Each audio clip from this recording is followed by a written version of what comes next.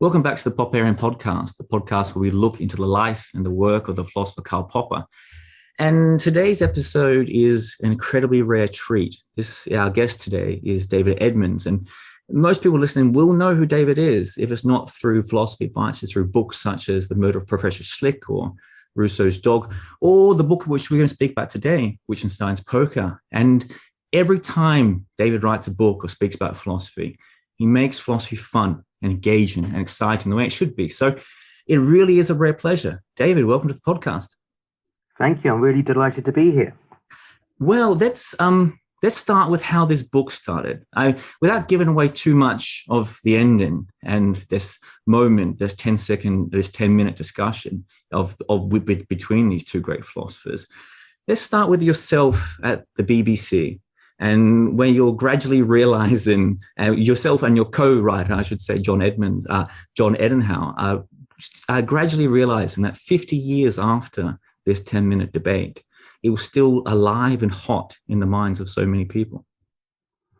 Yes. So, in fact, it was John Edenhow who sent me a few details about this debate because it had appeared in the Times Literary Supplement. And this was in 1998.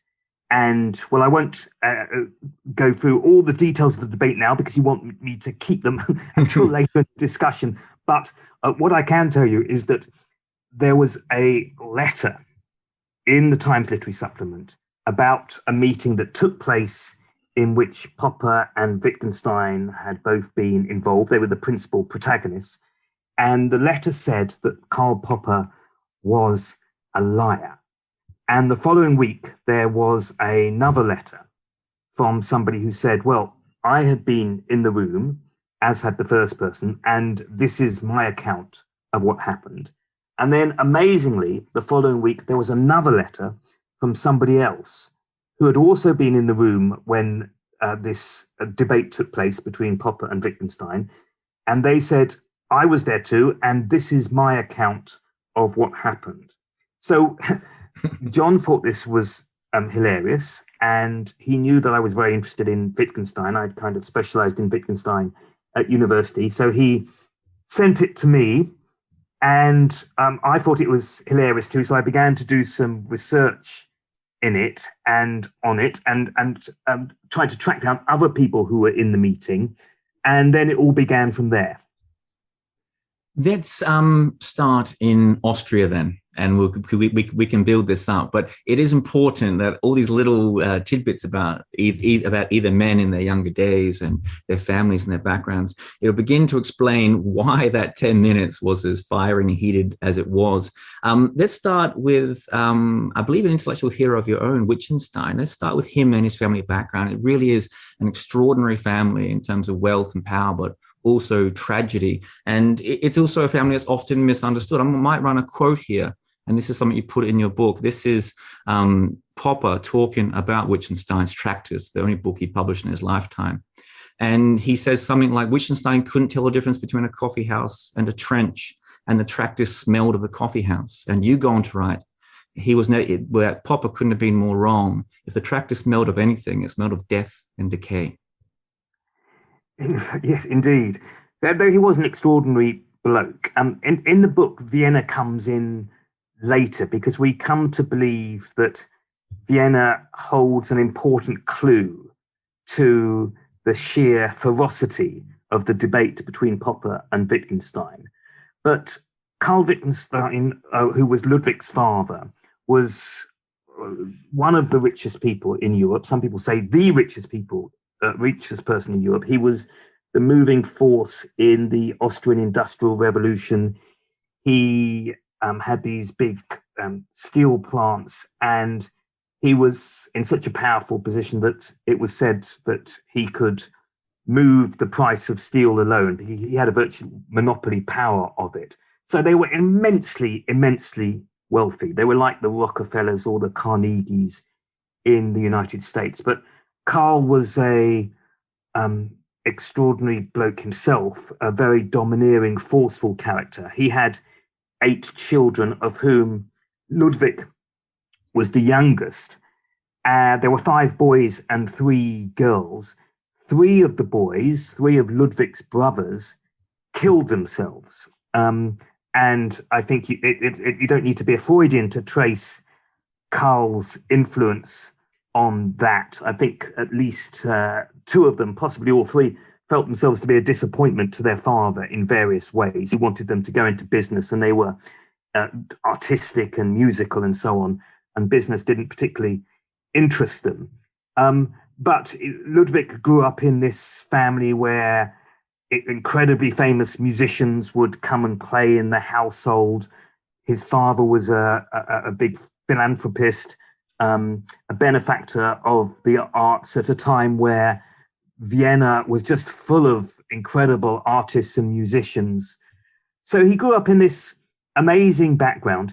I can tell you, shall I tell you a bit more about what happens to Ludwig and how, in a way, he shuns that background? Yes, please, yeah. So he initially studies engineering. He ends up in Manchester in 1908, and he is studying aeronautical engineering. And then in 1911, he goes to Cambridge because he's become very interested in the foundations of mathematics. And Bertrand Russell has been trying to put mathematics on a logical footing, a secure logical footing.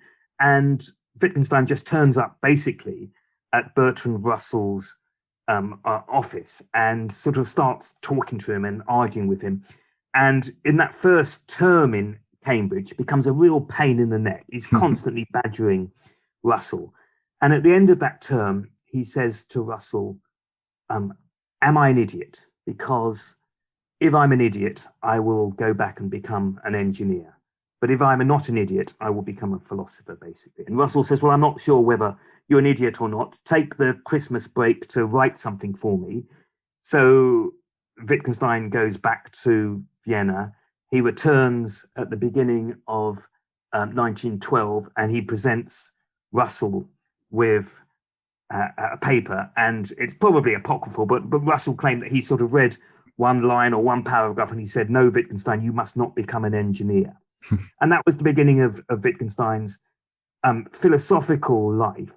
But although he spends much of his life as a philosopher, when he writes his first book, the Tractatus Logico-Philosophicus, he thinks he solved every philosophical problem that there is of importance. And he abandons philosophy, and he spends time as a gardener. He spends time as an architect. He lives in a monastery for a little bit. He writes much of the Tractatus Logico-Philosophicus. You say it's the only book he published in his lifetime. It's actually the only philosophical book he published in his lifetime, because he also published a children's dictionary, because one of the other jobs he has after he gives up philosophy is he becomes a children's teacher in southern Austria. But he writes much of the Tractatus Logico-Philosophicus during the trenches of World War I. He actually sort of badgers the generals to send him to the most dangerous positions to fight. He has almost a death wish, but whilst the war's going on, he's also writing this great work, the Tractatus Logico-Philosophicus, which would never have been published because it was so difficult to read and no publisher could really understand what it was on about. It would never have been published had Bertrand Russell not agreed to write the preface to it. But with Russell's imprimatur, publishers thought, well, it must be a book worthy of publishing. And so Wittgenstein published the Tractatus Logico-Philosophicus in the early 1920s. And as I say, then he takes many years off because he thinks he's solved all the problems of philosophy and there's nothing else to do in philosophy. Let's move to Popper on the other side of this, because though they didn't know each other in Austria at the time, the Poppers, they must have known who the Wittgensteins were, even though the Wittgensteins wouldn't have known who the Poppers were. So Popper's family were quite well off, middle class and firmly middle class, until, of course, the hyperinflation hits. And Popper sees a different type of Vienna to what he believes Wittgenstein is seeing, and certainly which he believes is embodied by the Wittgenstein family. Yes, certainly. So Popper is born into a middle class family. And as you say, in the hyperinflation in the 1920s, his family lose much of their wealth, as indeed do many middle-class families. And Popper is suddenly struggling for work, struggling to pay the bills. Such a thing would never have occurred to the Wittgensteins. They were so rich that no economic recession could seriously harm their prospect. And so, yes, they came from very different backgrounds. And Popper, of course, would have known of the Wittgensteins. Everybody knew of the Wittgensteins. And Wittgenstein, although he wasn't an overt snob, one gets the feeling that he sort of understood that there was this social gulf between him and Karl Popper. Let's talk about the Vienna Circle here, because, again, this is hugely important to where this is going. Neither men were members of the Vienna Circle, and I should get to explain just what the Vienna Circle were, and I suppose also what extraordinary time and place Vienna in those interwar years were. But it was, again, this begins to explain in a lot of ways the kind of the underdog mentality that Popper must have had building up inside him, because Wittgenstein wasn't a member of the circle, but they spent an awful amount of time discussing his work. Popper sat on the outer side, and I believe at one point he bumps into Otto Nemroth on campus, and Nemroth gives him this title as the official opposition. And you go on to write that Popper loves this and he embraces it and becomes almost a motto which he carries with him throughout his life. Yes, it's Otto Neurath, actually, Yes. who's a key member of the circle. So as you say, there's this group called the Vienna Circle, which is founded in 1924. And the leader is a German philosopher called Moritz Schlick. And they stand for various things. More importantly, they stand against various things. The thing they dislike most is metaphysics. They dislike the idea that there are things that one can say that can't be measured. And most famously, they come up with the verification principle. And they argue that if a proposition, if a sentence doesn't satisfy one of two conditions, then it is literally meaningless. So the two conditions are either it has to be analytically true, of the form all bachelors are unmarried men. That is a sentence which is true in virtue of the meaning of the terms, or it has to be empirically testable, of the form water boils at 100 degrees centigrade. Well, if you claim that water boils at 100 degrees centigrade, there's a way you can go out and test it. You can go into your laboratory, you can heat up water and see whether it does actually boil at that temperature.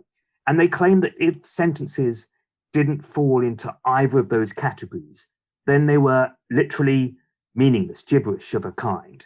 And so that was a very radical position. That meant, for example, that claims about God, many claims about God, were meaningless because you couldn't test them and they weren't true in virtue of the meaning of the terms.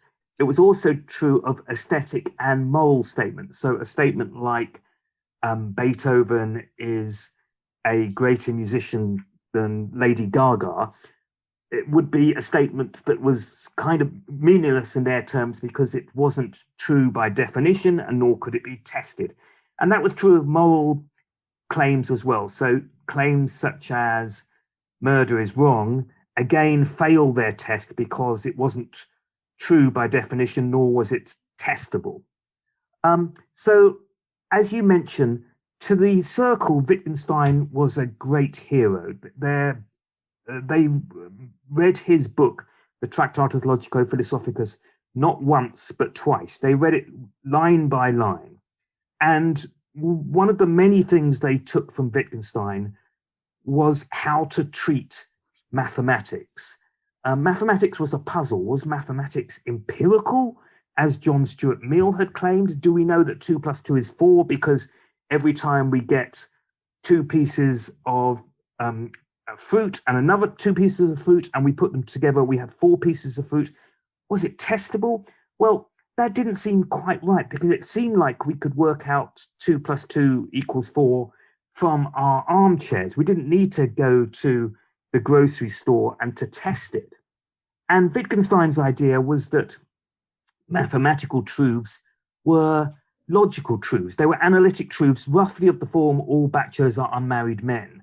And they took that idea and slotted it into their schema. So that was one of the many things they liked about Wittgenstein, and he was a very important character to them. They met him individually, but he never went to circle meetings. Popper would have loved to have become a member of the circle, and indeed, he probably would have been invited to join, but he was so rude about Wittgenstein that he annoyed the leader of the Vienna Circle, Moritz Schlick, and that was one of the reasons he didn't get invited. Popper claimed he was the official opposition and relished that title, as you say, but it has to be said about Popper that this was largely myth-making, that all the sorts of areas that Popper was interested in philosophical terms, were also areas that the Vienna Circle were interested in. So the Vienna Circle really set the framework for debate, and Popper slotted right in there. So, I mean, if you want, I can explain in what way his position differed from the Vienna Circle. But the important point, as far as Popper's concerned, is to understand that the problems that he was interested in were problems that the Vienna Circle were themselves grappling with. Let's just dig into that a little bit, into Popper's side of that, because as you said a couple of times there, the word verification, and any Popperian listening, this is like an alarm bell or red rag to a bull here. So what was Popper's, not in immense detail, but what was Popper's opposition to all this? Because I think it's also going to be, it's going to explain a lot about why Popper behaved the way he did later on, and why he saw some of the complaints that Wittgenstein had as absolutely enraging, things like there are no such thing as philosophical problems, only puzzles and things like this.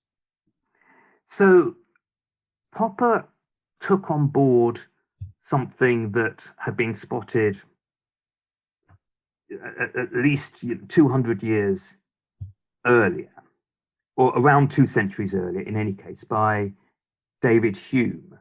And David Hume, the Scottish Enlightenment philosopher, had spotted a puzzle with induction, that just because the sun had risen every day so far, that seemed to give us no logical reason why the sun would rise again tomorrow.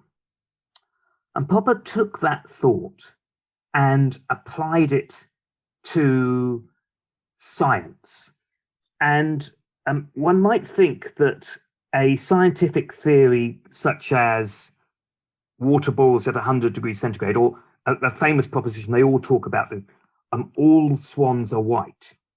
You might think that the way to prove that all swans are white is to go looking for white swans, and you find a white swan, and that seems to give you some proof that all swans are white.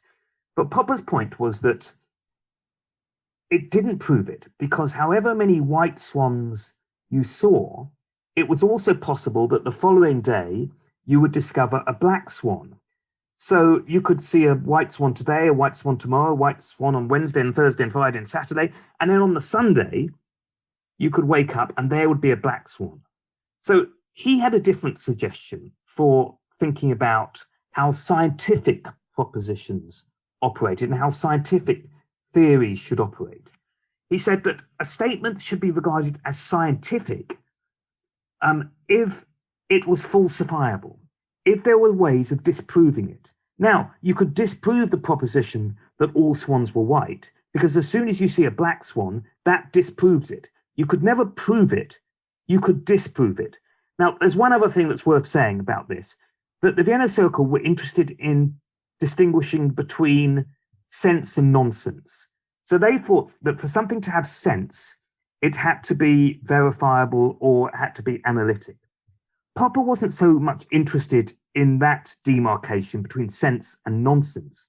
The distinction that really intrigued him was the distinction between science and non-science, the demarcation between what was science and what was just rubbish or pseudoscience. And he wanted to say that scientific statements were statements that were falsifiable. And if it was non-scientific, it couldn't be disproved. So that was his contribution to the debate. And that was why he liked to say he was the official opposition to the Vienna Circle. Let's wind this forward just a little and get to, I suppose, a very important moment here. We should mention that I believe a classmate, 2 years or 2 years advanced or 2 years behind Wittgenstein in Austria was Adolf Hitler. And of course, both families are Jewish in origin, both, I believe, fairly assimilated, but that wasn't going to help them out too much. And again, this is going to explain some of the differences here. This is extraordinary kind of difference between the two families. Wittgenstein manages to save out the war years as a naturalized Briton, and Popper is rejected when he does apply for British naturalization and has to go to New Zealand on the other side of the world, as he phrased it. But also importantly, Wittgenstein manages with his connections to get his sisters out of Austria, while Popper looks back at his family. I believe 16 of them were killed in the Holocaust. That's correct. So you got something slightly wrong there. So Popper wanted to come to Britain in the 1930s, in part because of anti-Semitism. He couldn't get a job in Vienna. And he was offered a temporary role in Britain, but it wasn't a stable employment. And then he was offered this full-time job in New Zealand. So that is why he chose to go to New Zealand. It wasn't really that he was rejected from Britain at that stage. It was rather that he was offered stable employment elsewhere. Wittgenstein was already in Britain and applied for British citizenship and got it. But you're right about their different experiences of war. And you're right about the Jewish link. So Popper was not born Jewish. It depends what you mean by Jewish. He was ethnically Jewish. Both his mother and his father were Jewish. But by the time he was born, they had converted to Lutheranism. So he was sort of raised a Protestant. And actually, he had very, very ambiguous attitude to his Jewish origins. And he didn't really regard himself as Jewish. And later on in life, when Jewish organizations would sort of try and claim him, he would get rather upset about it. And I think probably, I mean, this is a very tough thing to say, but I think he'd absorbed some of the very unpleasant sort of messages that came out of the most extraordinary anti-Semitism that existed in Vienna in the first half of the 20th century. I mean, Viennese society was infused with anti-Semitism at every level. But Popper was very affected by anti-Semitism precisely because although he didn't regard himself as Jewish, other people did regard him as Jewish. Wittgenstein was sort of ethnically 3/4 Jewish, but had been raised Catholic. That wasn't going to save his sisters because that's not how the Nazi laws worked. So he negotiated with his brother and others an amazing deal that involved transferring a vast sum of money to the Nazi coffers. And this was a very morally ambiguous act to engage in. And in return, they converted his two elder sisters who wanted to remain in Vienna. They converted them to mixed status. So the way they did it was that one of the grandparents who was ethnically Jewish, they rewrote the family genealogy and made that grandparent non-Jewish. So the Wittgenstein sisters were then 1/4 Jewish rather than 3/4 Jewish. Again, this is an astonishing aspect of the story. The two elder Wittgenstein sisters then lived out the war unharmed. So most Jewish families in Vienna, it didn't matter how rich you were, it didn't matter how powerful you were, you didn't survive Nazi occupation and being sent to the camps unless you were, in hiding or whatever. The Wittgensteins were an exception to the rule, maybe a unique exception. I don't know many cases like this. I don't know any cases like this where they, as it were, bought Aryan status and the two sisters survived. Ludwig, meanwhile, was in Britain, having become a naturalized Brit. Karl Popper, who was now in New Zealand, his family didn't have the resources of the Wittgenstein's family, and he lost many, many relatives in the Holocaust. So, I wouldn't say Wittgenstein was entirely unaffected. Of course, he wasn't. For example, he had to become a naturalized Brit. It was very urgent for him to become British when the Nazis took over Austria. So he was far from unaffected, but the experiences of Nazi occupation of Austria was very different for the Wittgensteins and the Poppers. Let's get into personalities here, because this, again, is very important. And you might be too kind to say it, but I will. Both of these characters seem completely insufferable in some ways. I believe the line that you used was intellectual bullies. And this really is hard to explain in proper detail. So I might just get a couple of quotes here. The first one is a very common quote, which is said about Popper. He wrote the book, The Open Society and Its Enemies. And you say that the phrase that is often used is, it should have been renamed to The Open Society and One of Its Enemies, based on how poor Popper was at arguing and accepting criticism. And that's in real understatement there. He was a nightmare to be in a room with in philosophical argument. But if that was one side of it, Wittgenstein seemed to take this to another level altogether. And these quotes are funny if you're not the person on the other end of them. So there's this moment, I believe it's when Wittgenstein is getting his PhD. And as you write, it's a sham. They're basically handing it to him. And in the room is Russell and G.E. Moore, who, again, an intellectual titan and a philosopher there. And at the end of it, Wittgenstein stands up, pats G.E. Moore on the shoulder and says, "Don't worry, I know you'll never understand it." And later on, he's talking to someone else, and he says, Moore, he thought, was living proof of how far someone can come in life with quote, absolutely no intelligence whatsoever. So let's get into these extraordinarily terse characters that they both were. Okay, who do you want me to start with? Go with Wittgenstein, because he seems to, again, I'm not sure how you see it, but from my mind, he seems to be the slightly more intolerable one. But again, I could be completely wrong here. They're both well up on the scale. Yeah, I mean, bizarrely, I have a soft spot for both men, but neither was, to put it mildly, easy. Wittgenstein had the habit of taking over every philosophical discussion that took place and domineering and dominating it. And the Moral Science Club, which was the Cambridge Philosophical Society, was often taken over by Wittgenstein, who was for a period the chair of the Moral Science Club. And the speaker would often be talking, and then Wittgenstein would just brutally sort of take over.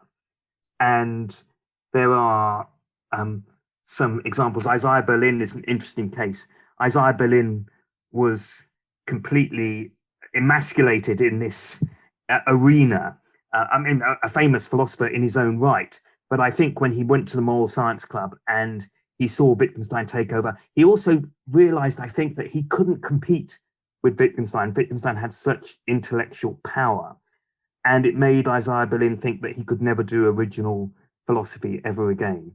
And Wittgenstein had a pretty damaging effect on quite a lot of people. He had, although he spent much of his own life as a philosopher, he had a rather poor regard for professional philosophers and was constantly encouraging often talented young philosophers to give up philosophy and to do something which in his mind was more useful, even if they weren't suitable for it, even if, as I say, they were good philosophers and would have made a good career out of philosophy. He would encourage them to become carpenters or plumbers or whatever.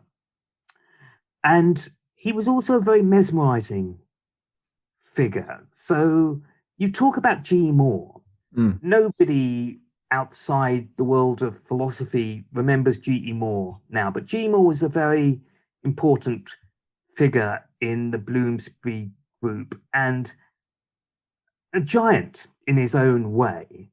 And yet, at the age of, I think Wittgenstein was 23, Wittgenstein goes off to Norway, and he sends a letter to Popper, to G.E. Moore, demanding that G.E. Moore effectively come out to Norway and act as his secretary, because Wittgenstein's having these great thoughts about logic. And he's finding it very difficult to write them down. So he asks the professor of philosophy at Cambridge to come out and basically act as his secretary. And amazingly, G.E. Moore agrees to do that, even though he suffers from seasickness. And it's just a very interesting example of how Wittgenstein had an effect on people that was very rare. John Maynard Keynes once picks him up from the railway station, and in a letter he explains he's done this, and he writes, "God has arrived. I picked him up on the 5:15." And he impressed the greatest minds of his generation, people like Maynard Keynes and G. Moore and Bertrand Russell. When people denigrate Wittgenstein, I think they ought to consider that the most brilliant people of his time, like Maynard Keynes, like Bertrand Russell, like G.E. Moore, all regarded him as a genius. And I think if Wittgenstein takes them in, I think you should take his credentials at a claim to being a genius very seriously. So that was Wittgenstein. Shall we move on to Popper? Yes.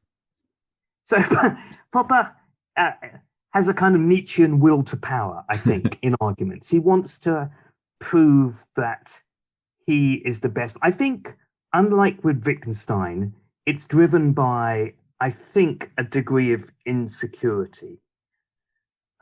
And because he's found his career much trickier than Wittgenstein just kind of floats upwards to the professorship at Cambridge, and everybody sort of opens doors for him and regards him as brilliant. Popper's career is not like that at all. Popper has a big struggle. He's a school teacher initially, then he gets this job in New Zealand, a place he regards as on the other side of the world. He eventually lands a job at the London School of Economics. So he's already now in his mid-40s, and this is his first major job. So life has been much tougher for Popper, and I think he's much more insecure than Wittgenstein, and he wants to prove himself. And in debate and in lectures, he's very, very fierce and frightening, and again in a damaging way, so that students would ask questions and Popper would demolish them, or he's perfectly capable of demolishing them. He would never give necessarily a generous interpretation of what they had to say. He had to prove that he was the superior thinker. So he was like a blowtorch. I think somebody described him as being like a blowtorch. And to argue with Popper was to take your life in your hands. I hope you're enjoying the podcast so far, and I apologise for this brief interruption, but I will take this moment to briefly send out a plug for the podcast itself. The Popperian Podcast is something that I've been planning for quite a while, and it's something that I want to keep running month to month. But to do so, it's going to need your help. If you're willing or able or interested, please go to the links below the podcast and support us however you can. It will be your help as listeners that keeps the podcast going and keeps the content coming out. And I thank you in advance. And with that said, we will now return to the second half of the interview. Thanks for listening. That's one last question before we get into that incredible argument at the Moral Science Club. And this is important here because it seems that Popper, as he's sitting on the other side of the world, so to speak, in New Zealand, he's writing this huge work, which you do quote him saying it almost killed him. This is The Open Society and Its Enemies in 2 volumes. When he's coming back, he is in some ways planning, he has an idea of Wittgenstein in his mind. And you're right, it's incredibly plausible based on how the argument went in the Moral Sciences Club and on where Popper was and what access he may have had books to, that Popper was going into this argument, this debate, with an idea of the previous Wittgenstein, the Wittgenstein of the Tractors, and the Wittgenstein 2.0, so to speak, was the man in front of him at the time who had changed his mind about a lot of things, had become less foundationalist, which Popper probably would have approved of in some way. So let's talk about that coming together and this, I think, misconnection in Popper's mind with what Wittgenstein was at the time. Yes, so Wittgenstein had published only this one book, the Tractatus, and that was the book that Popper knew. But Wittgenstein had now rethought many aspects of his original philosophy. The key change was actually in his thinking about language.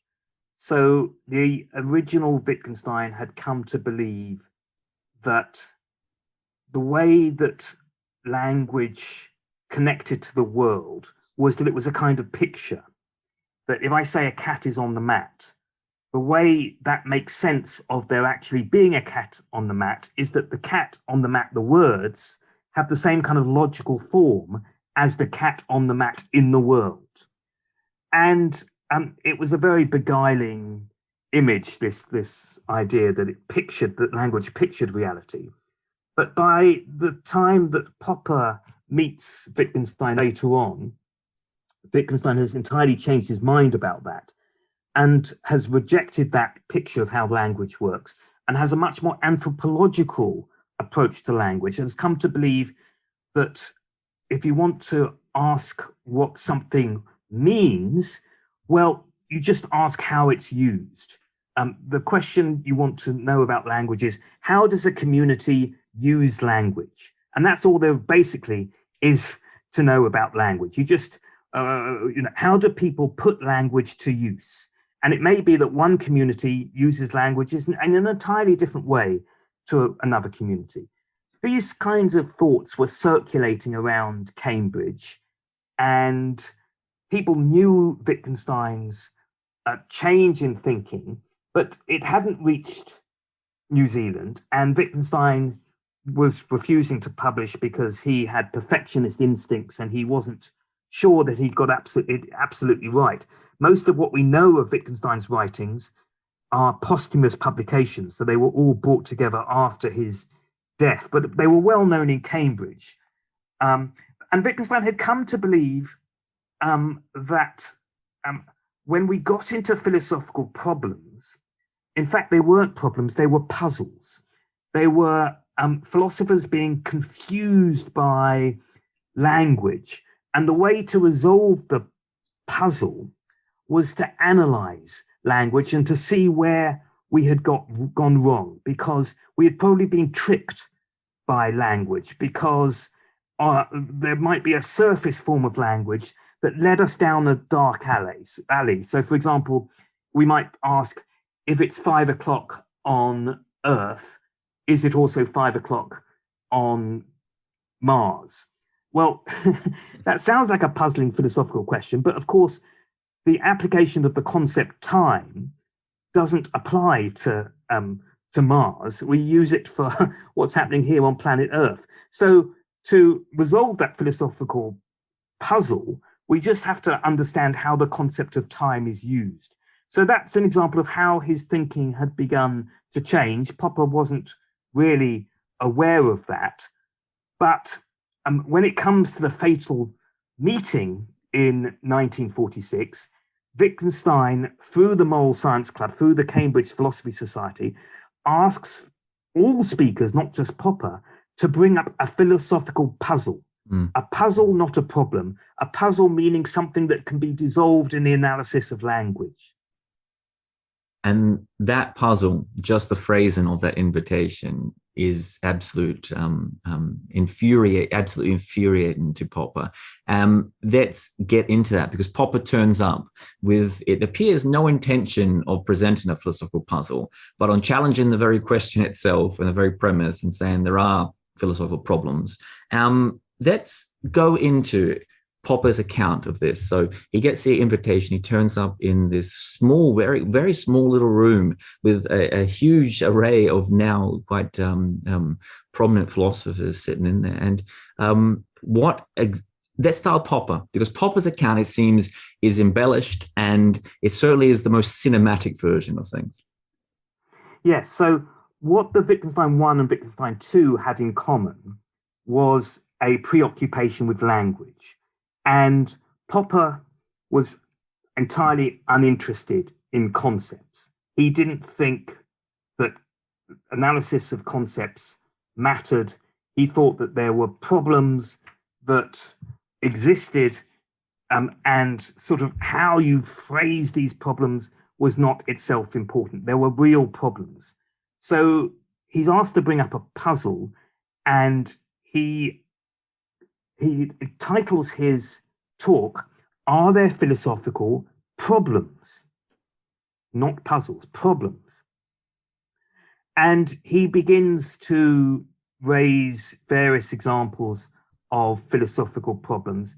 And pretty soon, Wittgenstein, as was his wont, interrupts. So Popper may have raised something about probability, and Wittgenstein says that's just a puzzle about logic.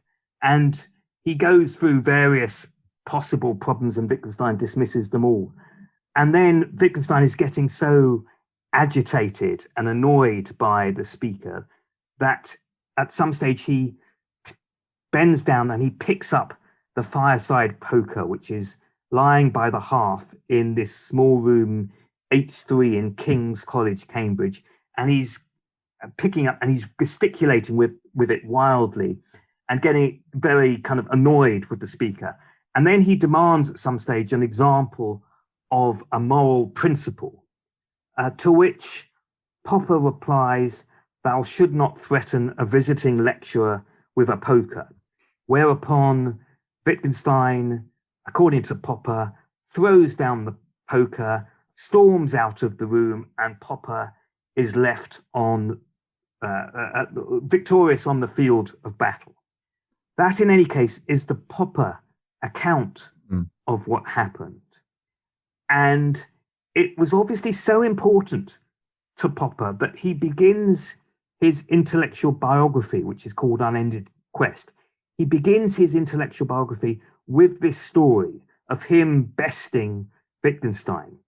That is the Popper account, and that is the account that one of the eyewitnesses in H3 at the time, in the evening of October the 25th, 1946, that was the version that one of the eyewitnesses said was a lie.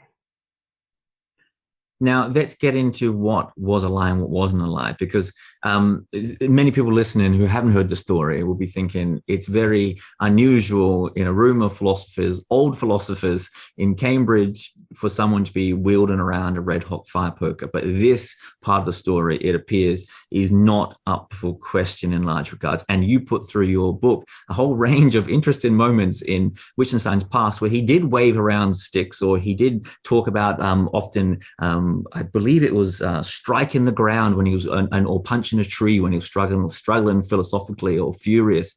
And you mentioned he was a school teacher briefly. And there was a moment in that when I believe he was kicked out of the town because for striking a pupil. So that part of the story, it appears, correct me if I'm wrong, is not up for too much debate.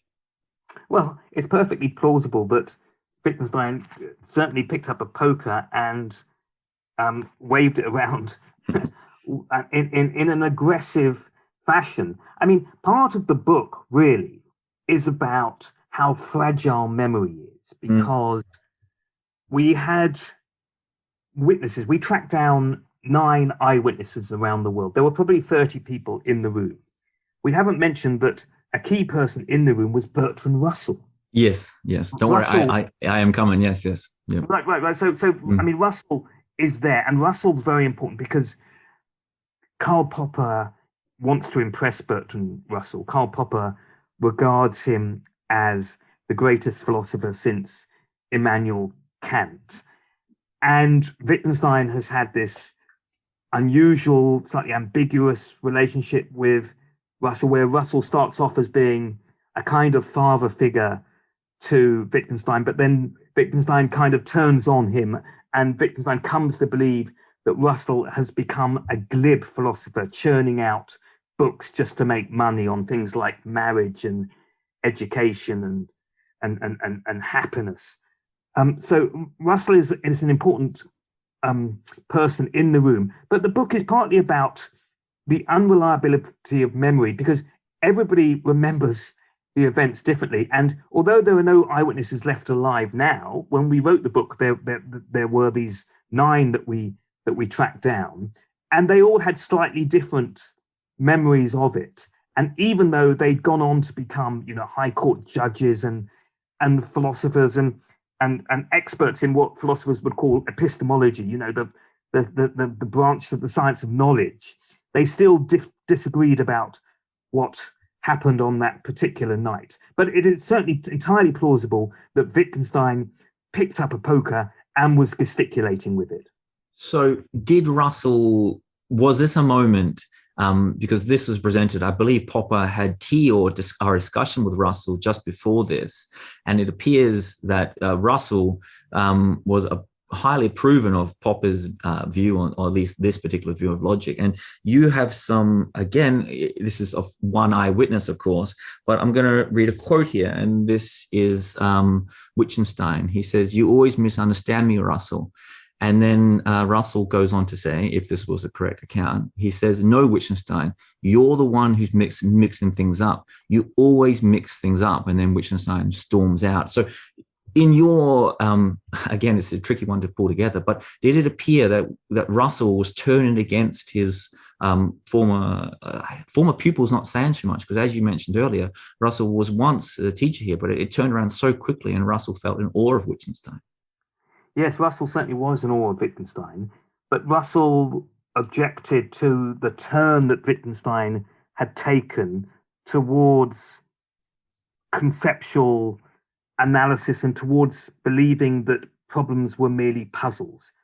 Russell was very much on Popper's side in this debate, thinking that, for example, the question of probability or the question of induction, will the sun rise tomorrow? Bertrand Russell thought that that was a deep philosophical problem, as did Popper. So Russell would certainly have been on Popper's side during this debate, and who knows, may have encouraged Popper to may have egged Popper on in this debate. And Wittgenstein, on the other hand, would have been surrounded by quite a few Wittgenstein disciples. So many students was like Russell, but even more so, were in awe of Wittgenstein and had come to sort of develop his mannerisms and speak like him and walk like him. And Wittgenstein had a habit of wandering around town, carrying, when he went shopping, his vegetables in a string bag, because he thought that would help the vegetables breathe, and so his students would then adopt the same strategy with their vegetables. So there was a sense in which in the room there were some cheerleaders for Wittgenstein, but Russell certainly would have been on Popper's side. Let's get to the heart of, again, this is tricky because it's coming through a number of witnesses here, but you've convinced me pretty heavily from the book that that Popper certainly embellished and made up a certain aspect of the story. And it seems to be the part that Popper made up, and certainly for cinematic effect, like I said earlier, was whether Wittgenstein was in the room when he has that last humorous, pithy jibe at him. Yes. So we came to the conclusion that the deception, the slight alteration to the truth was that Popper had not been in the room when he made this quip. It would have been lovely for Popper had he been in this room, because then he would have bested Wittgenstein. But it seems more likely that Wittgenstein had stormed out of the room, as was his habit earlier, and then Wittgenstein made this quip later.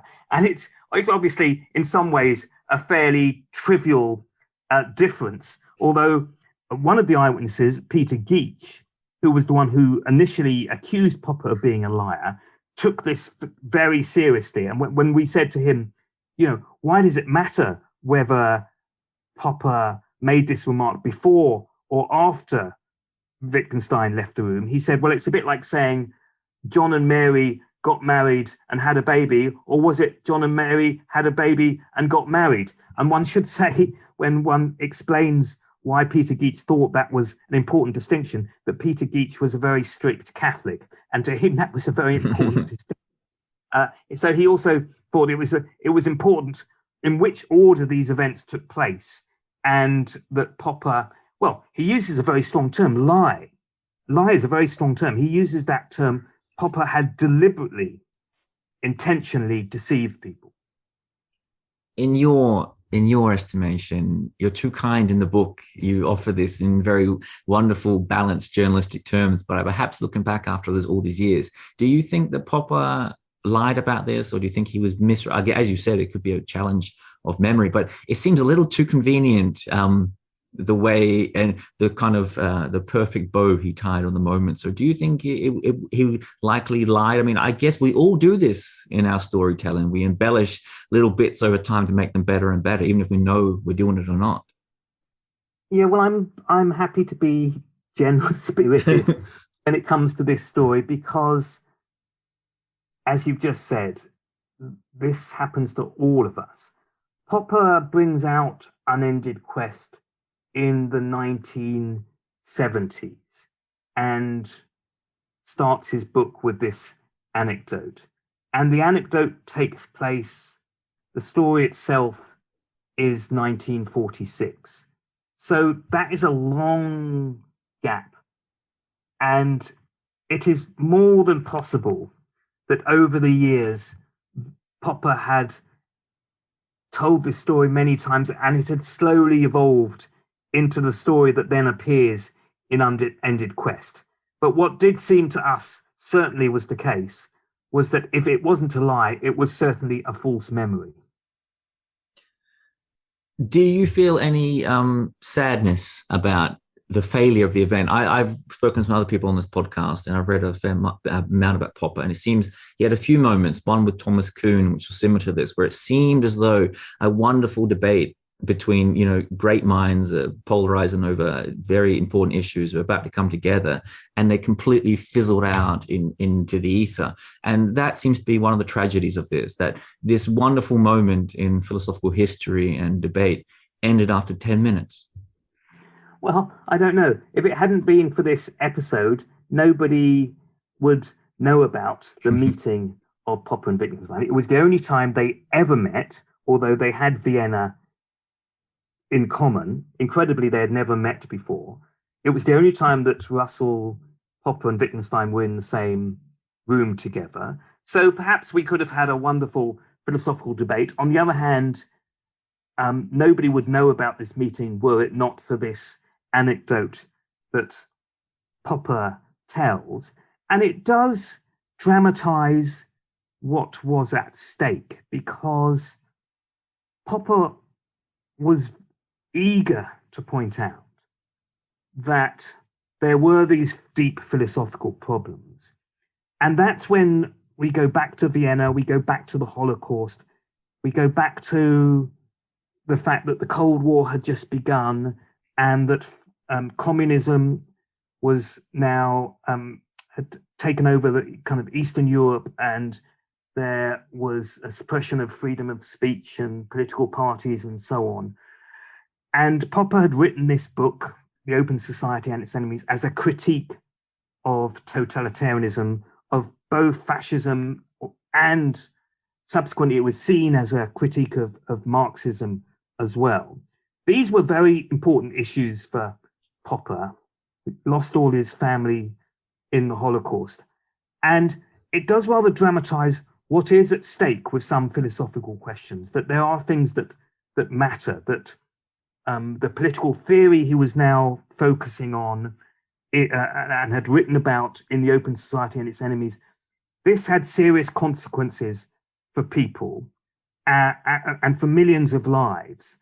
And so although it's a shame that we only got 10 minutes, it highlights quite what is at stake and why philosophy, why political theory, why moral philosophy matters and why we should care about it. A last question or two here to sum up the legacy of the two men. And I think you did this wonderfully well here. You go on back to the Vienna Circle briefly. You remember, I think Popper was talking to Agassi, and he said, Joseph Agassi, a former student of his, and he says, Agassi reports this later, that one of the biggest problems that Popper thought the Circle held against him was that he refused to admit that Wittgenstein was a, quote, great philosopher or a great thinker. And for all you think of Wittgenstein, this is a hard barrier that Popper seems to be erecting between those two standards here. This question is where do these two men end up in the history of philosophy? Because as you write, Wittgenstein's today, his status as a genius is largely unquestioned. He is held up as this wonderful enigmatic genius. And Popper often is too, but you put importantly, and this would probably really piss Popper off, that the London School of Economics has since turned his office into a toilet. And there are no statues on campus to him. It seems that Popper, the two men have since this debate, they continue to hold those two extreme characterizations. One is the underdog always fighting upwards, and one is this remarkable, hard to understand genius. Yeah, so I think one should distinguish the philosophy from their personal reputations. If you ran a poll of professional philosophers today and asked them who are the greatest philosophers in history, Wittgenstein would probably be the only 20th century philosopher in the top 6 or 10.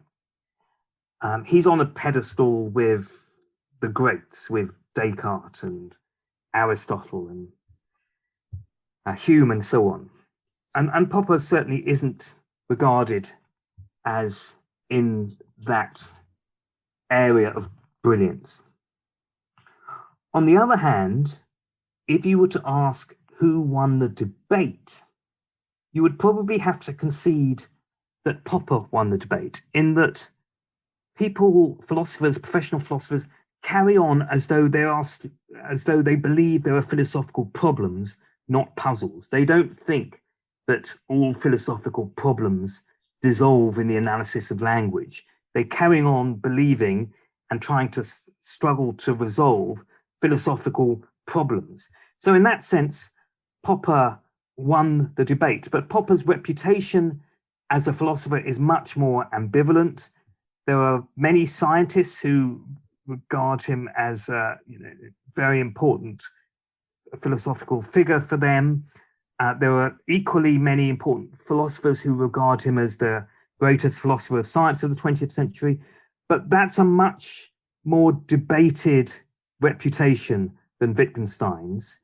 And we haven't had time to go into it, but it turns out that the falsification principle is itself full of problems about, how you define falsification, what is falsification. And so his legacy, as I say, is very ambivalent. But if you ask who won the debate, Well, Popper won the debate. I should ask you, as you mentioned it there, I should ask you just one very last question. What is it for you that you find so appealing about Wittgenstein? I know from your book and from some other talks you've done that you find him an incredibly appealing character. And someone on the outside listening in may think, well, he only wrote 20,000 words in his lifetime. It was a small book that he himself said was all wrong and tried to rewrite it. So what was it? Why is he held in such extreme regard in those circles of contemporary philosophers? Well, his influence on me is not primarily through the Tractatus, the book that is published during his lifetime. It's through the book that is published 2 years after he dies, the Philosophical Investigations, which is a book which, at least in my time at university, you could do a whole paper on, and I specialized in the later Wittgenstein, not the early Wittgenstein.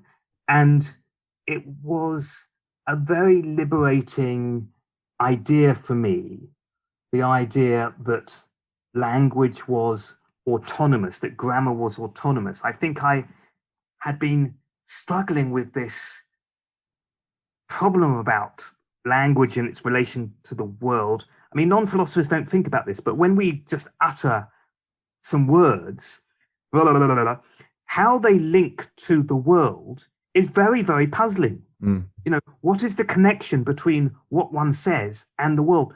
And how can we say that a string of sounds is true? What do we mean by saying it is true or it is false? It's very, very odd and very puzzling. What is this weird connection between the words and the world? And one reason I found Wittgenstein so wonderfully liberating for me is he sort of does away with all that. We don't have to ask about that odd metaphysical connection between these words and sentences and the world. All we do is look at how words are used. And how is the word table used? How is the word red used? How is the number 2 used? And for Wittgenstein, language becomes a tool that we have to get on with each other, to build bridges, literally to build bridges together, you know, to farm, to do whatever we want to do. Language helps us. We pass on bits of culture from one generation to another. Language is a fantastically helpful tool for human beings to have, and one reason why we have such an advantage over the animal kingdom. But we are getting into all sorts of weird, unnecessary, silly problems when we ask about the link between language and the world, where what we really want to ask about is how is language actually used? Now, I perhaps haven't explained that very well, but for me, that kind of freed me from this earlier sort of metaphysical problem about the relationship between language and the world. So there was the philosophy, and of course, as everybody else who reads Wittgenstein, almost everybody else who reads Wittgenstein is, I was sort of sucked in by his personality. There's something very beguiling and bewitching about his language. Each sentence is very clear, but you put all the sentences together and it's very odd to work out, very difficult to work out what's going on. Not that he's deliberately obtuse. He's not. I mean, I think he's trying to be clear, but it's the way he actually writes. And I think he writes quite beautifully, not like David Hume, who writes in very clear prose, not like Nietzsche, who writes very dramatic language and very poetic language. He's not like that, but it has its own kind of beauty. So it was a combination of the beguiling personality that comes through the language itself, and the philosophy that hooked me onto Wittgenstein. Well, I should say, David, that I hadn't read much Wittgenstein since my undergraduate days, but reading your book, it really did get me back into it. And I've been reading biographies and I had another crack at the Tractatus as well. So, hopefully this book can not just do that for me, but for other people out there as well.